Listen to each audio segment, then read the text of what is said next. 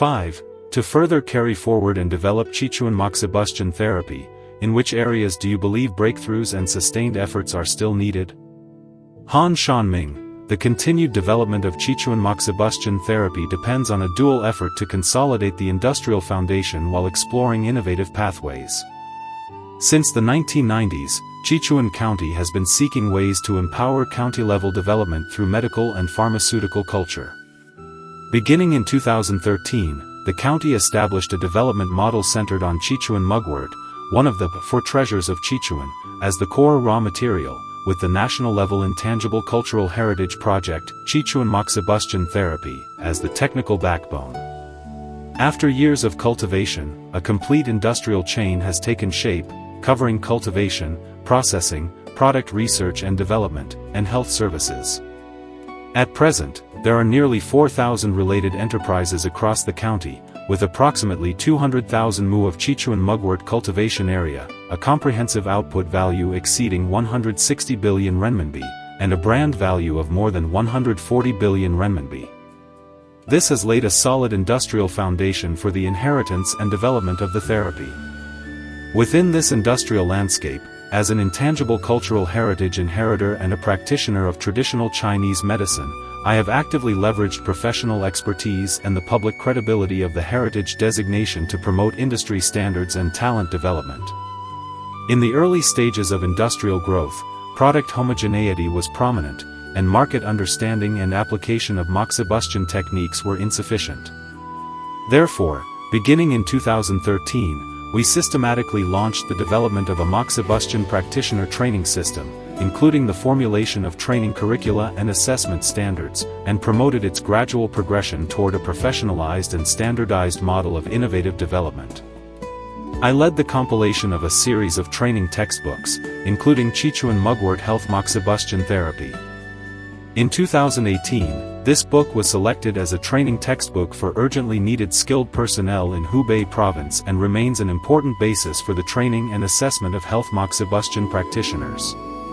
The textbook fully reflect the distinctive features of the Qichun Moxibustion therapy and incorporate a range of local folk Moxibustion methods as well as the clinical techniques and practical experience of contemporary inheritors. Currently, more than 20 training schools have been established across the county, with over 80,000 Qichun Moxibustion practitioners trained to date. The entire industrial chain has driven employment for approximately 300,000 people, effectively promoting the living inheritance and widespread dissemination of this intangible cultural heritage. Although our inheritance efforts have gained broad national recognition, further progress is still needed. Looking ahead, the key breakthrough lies in the deep integration of traditional techniques with modern technology. We are currently collaborating with research institutes, universities, and high-tech enterprises to explore the application of AI technologies and Moxibustion robots in this field. The aim is to free practitioners from labor-intensive manual operations, reduce service costs, and enable more people to access affordable, high-quality Moxibustion services, thereby contributing to the Healthy China initiative. 6. You have visited more than 10 countries to promote traditional Chinese medicine culture. How receptive have overseas audiences been to Qichun Moxibustion? And were there any responses that left a deep impression on you? Han Shanmin, since 2014, as a representative of Jingchu traditional Chinese medicine culture, specifically Qichun Moxibustion therapy, I have traveled abroad more than 10 times for exchanges and promotion. Each visit has left me with many memorable moments and responses. In 2016, during a demonstration event in Almaty, Kazakhstan, a local child of about 4 or 5 years old, who had long suffered from poor appetite, was brought by a relative who was an official from the local cultural department to experience Moxibustion. We performed the treatment on a simple therapy bed, selecting acupoints such as Pishu, BL20, and Weishu, BL21, on the back, using a portable Moxibustion box. After about 20 minutes of treatment, the child suddenly said he felt hungry and wanted to eat. Everyone present was astonished. This rapid effect caused a strong local response. As word spread, residents from several hundred kilometers away came specifically to try the therapy. Even after daily activities ended, many people were still waiting, which forced us to extend our service hours. In 2018, I joined the delegation, Jingchu Culture, telling the stories of intangible heritage along the Yangtze River, on visits to Italy, Hungary, and the Czech Republic. At a special exhibition held at the Hungarian National Museum in Budapest, a former Italian Prime Minister, who is also an enthusiast of traditional Chinese medicine, came specifically to visit. We introduced him to the medicinal value of Qichun mugwort and the history of Moxibustion methods recorded by Li Shizhen. He showed great interest and shared his own experience of receiving Moxibustion treatment in Budapest. At the same event, a Hungarian botanist in his 60s initially mistook the moxa sticks we brought for cigars. Even after our explanation, he remained skeptical. After taking his pulse, I pointed out that he had an old injury. He was very surprised and explained that he had injured his left hip while skiing in his 20s. There was no obvious pain at the time, but as he aged, he often woke up at night due to pain. We immediately performed acupuncture and applied a Qichun mugwort heat Moxibustion patch. The next day, he made a special point of thanking us. After the Moxibustion treatment that evening, not only was his pain greatly relieved, but his sleep also improved.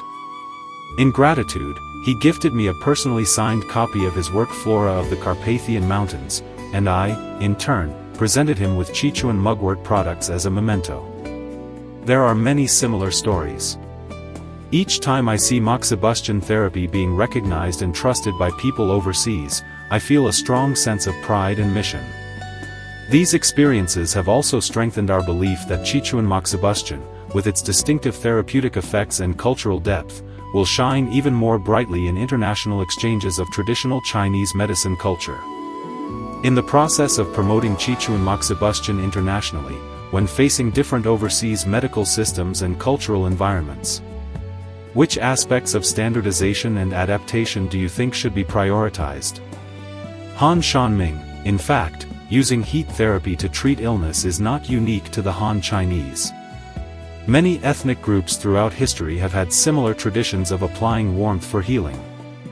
Therefore, overseas audiences generally do not find Moxibustion as difficult to accept as one might expect. Their response is more often driven by curiosity, followed by surprise and recognition once they experience its effects firsthand. To promote Qichun Moxibustion globally, the priority should be advancing standardization and normalization. In recent years, systematic efforts have been carried out from the local to the national level. Qichun County and Hubei Province have formulated standards related to Qi products. National-level institutions, such as the China Academy of Chinese Medical Sciences, are also promoting technical specifications for Moxibustion. At the same time, assessment and certification standards for international acupuncturists and Moxibustion practitioners have been gradually improved. These efforts have laid a solid technical and managerial foundation for the international dissemination of Moxibustion. Over the past decade, especially with the revival of traditional Chinese medicine both domestically and internationally, Moxibustion therapy has gained wide recognition at home and increasing attention and acceptance abroad. On this basis, further refining these standard systems and aligning them with overseas frameworks is the key to enabling Qichun Moxibustion to integrate smoothly into different medical systems and cultural environments.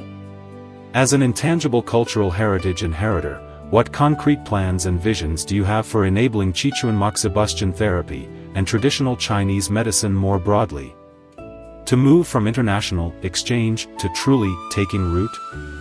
Han Shanmin. A few days ago, a German delegation visited Qichun for a field study and showed strong interest in my book research on Qichun mugwort health preservation. We are currently in discussions with a publisher about translating it into a German edition for promotion in Europe. This represents recent progress in international exchange. Looking ahead, regarding how Qichun Moxibustion therapy and traditional Chinese medicine can move from international exchange to genuine rooting, I have the following plans and reflections. First, building a strong transmission team is crucial. I am already over 60 years old, and although I may continue working for another 10 or 20 years, this time span is limited in terms of long-term inheritance. Traditional Chinese medicine has been passed down for thousands of years through generational relay. Therefore, my priority is to cultivate a team with solid professional competence, strong transmission capacity, and a firm commitment to carrying forward Qichun Moxibustion therapy, so that the lineage can continue across generations. These inheritors must possess an international outlook. They cannot be confined to a local perspective. They should be trained comprehensively, including professional skills and international communication abilities. Second, developing adaptive products is an urgent task. Traditional Moxibustion involves open flames and smoke, which are subject to strict restrictions in many overseas regions. Therefore, how to preserve the core essence of traditional Moxibustion while developing products suitable for local application scenarios is a major challenge that must be addressed. Finally, proactively going out is indispensable. As a national-level inheritor, we bear the responsibility of representing the country and telling China's stories, including the stories of traditional Chinese medicine, well on the international stage. The transmission and dissemination of Moxibustion aim to convey China's distinctive cultural philosophy, namely, carrying the Tao through technique. This requires us to keep learning, to refine our skills, and to enhance our cultural literacy, so that we can better present the profound heritage and contemporary value of traditional Chinese medicine to the world.